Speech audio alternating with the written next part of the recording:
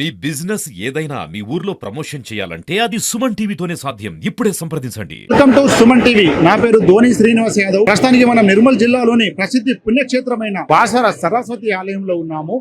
మరిన్ని వివరాలు కూడా మనం ఇక్కడ ఆలయ అధికారులతోని భక్తులతోని అడిగి తెలుసుకునే ప్రయత్నం చేద్దాం.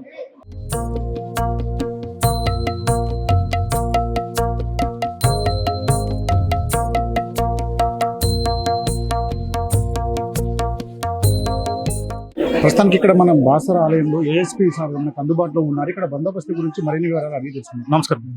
సో ఈ రోజు ఆల్మోస్ట్ ఈ రోజు ప్లస్ నిన్న మిక్స్ యాడ్ చేసి ఆల్మోస్ట్ 1,20,30,000 వరకు శ్రద్ధాలు వచ్చారు. ఇది స్మూత్ గా జరిగింది. కానీ ఇది అక్షరాభ్యాస్ జరిగినప్పుడు కొంచెం టైం కావాలి. అదే గురించి కొంచెం మెల్లగా నడుస్తుంది. కానీ పీస్ఫుల్ గా అయింది. ఏం స్టాంపెడ్ లైక్ సిచ్యువేషన్ ఏం ఇష్యూ జరగలే. మన 304 సిఐ ముడోల్ ఎస్హెచ్ఓ బాసర్ లీడర్షిప్ లో ఇది ప్రాపర్ గా బందోబస్తు అయింది. హోప్ఫుల్ గా ఇది ఇంకా 2-3 గంటల్లో మేము ఫినిష్ చేద్దాం మొత్తం. సరే, బందోబస్తు విషయంకి వస్తే ఎందరు మన పోలీస్ డిపార్ట్మెంట్ తరఫున ఎందరు ఎస్ఐలు సిఐలు? టోటల్ 24 ఎస్ఐ ఉన్నారు. ఆల్మోస్ట్ 12 టోటల్ సిఐ ఉందా? 5 సిఐ ఉన్నారు. 24 ఎస్ఐ ఉన్నారు. మొత్తం ఫోర్స్ 320 ఉన్నారు. ఎస్పీ మేడం కూడా వచ్చింది ఈ రోజు ప్లస్ నిన్న. సో అది పీస్ఫుల్ గా జరుగుతుంది. సార్, అయితే అక్కడక్కడ అంటే పాపలు ఏడుస్తున్నారు. మన పోలీస్ డిపార్ట్మెంట్ సిబ్బంది కూడా అక్కడ అంటే భక్తులు మొరబెట్టుకున్నా కూడా కొన్ని చోట్ల వదలని పరిస్థితి అని భక్తులు తేవడం జరుగుతుంది. ఇది మన పోలీస్ డిపార్ట్మెంట్ ఒకటే ఇంటెన్షన్, పీస్ఫుల్ గా చేయడానికి మేము మొత్తం ఫోకస్ చేస్తున్నాం. ఇది టెంపుల్ డిపార్ట్మెంట్ నుండి, ఎండోమెంట్ డిపార్ట్మెంట్ నుండి మజ్జిగ కానీ, ఫ్రూట్స్ కానీ, వాటర్ మంచి నీరు కానీ వాళ్ళు అరేంజ్ చేస్తున్నారు. సో ఇది సీజన్ కూడా ఎలా ఉంది, ఇది పాపకి కొంచెం ప్రాబ్లం జరగవచ్చు. రైట్. ఏదేమైనప్పటికీ ఇక్కడ ఏఎస్పీ గారు అయితే ఇక్కడ ఉన్నటువంటి బందోబస్తు గురించి పూర్తి వివరాలు అయితే తెలపడం జరిగింది.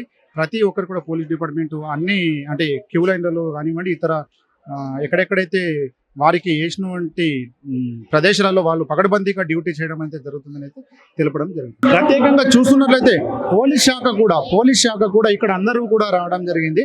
పోలీస్ శాఖ చూస్తున్నట్లయితే భక్తులకు ఎటువంటి ఇబ్బందులు కలగకుండా పోలీస్ శాఖ కూడా ఎప్పటికప్పుడు భక్తులకు ఎందరిని వదలాలి, ఎందరిని మళ్ళీ ఆపాలి, ఎక్కువ జామ్ కాకుండా అంటే ఏదైతే క్యూ లైన్ కూడా ఎక్కువ జామ్ కాకుండా ఎవరిని ఇబ్బంది కలగకుండా ఇక్కడ చూస్తున్నట్లయితే కరెక్ట్ అంటే ఎందరిని వదలాలో అందరిని వదులుతున్నారు. మళ్ళా ఆపడం జరుగుతుంది. ఎందరిని వదులుతున్నారు?